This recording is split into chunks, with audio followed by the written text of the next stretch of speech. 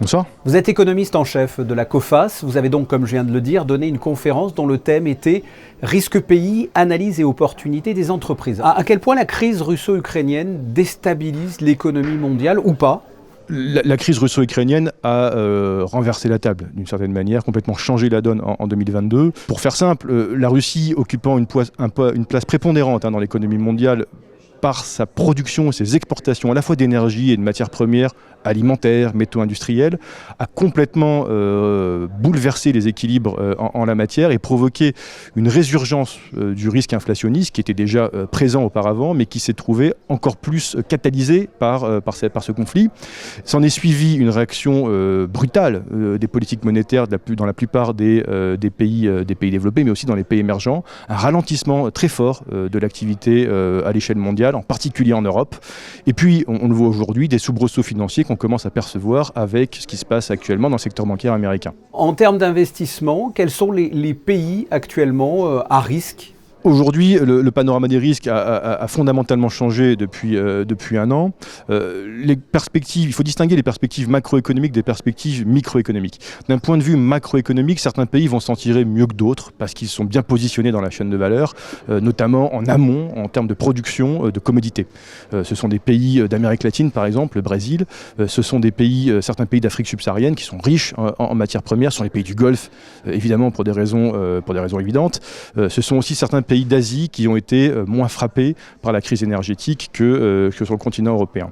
En termes d'investissement, ça rejoint un petit peu ces perspectives, mais il faut essayer de croiser avec la dimension sectorielle dans la mesure où certains secteurs énergie intensifs, cycliques liés au taux d'intérêt sont en premier plan en termes de risque et vont être affectés en 2023 encore davantage qu'ils l'ont été en 2022. Il y a des pays émergents peut-être dont on pourrait parler ? Oui, alors les pays émergents qui retiennent notre attention sont à la fois ceux qui ont un profil de risque plutôt favorable. Je vous faisais allusion aux pays producteurs, exportateurs de matières premières, notamment le Brésil.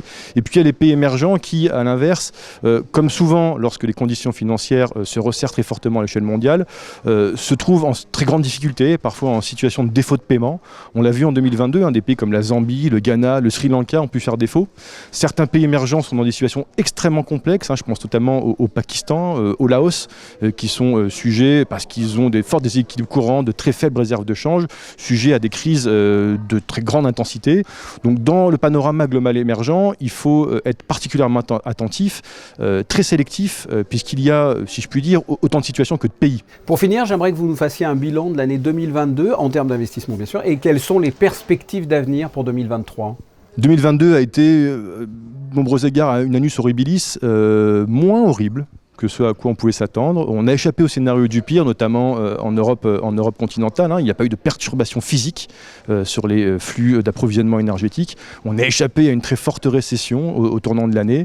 Et donc 2023 a commencé dans une forme d'optimisme sur les marchés financiers. En termes d'investissement, on a pu le voir. Marché obligataire, marché action, marché du crédit. Tout se tenait merveilleusement bien, comme si le risque avait disparu. Sauf que le risque n'a pas disparu, ce que d'ailleurs rappelle avec beaucoup d'acuité la problématique de Silicon Valley Bank aux États-Unis.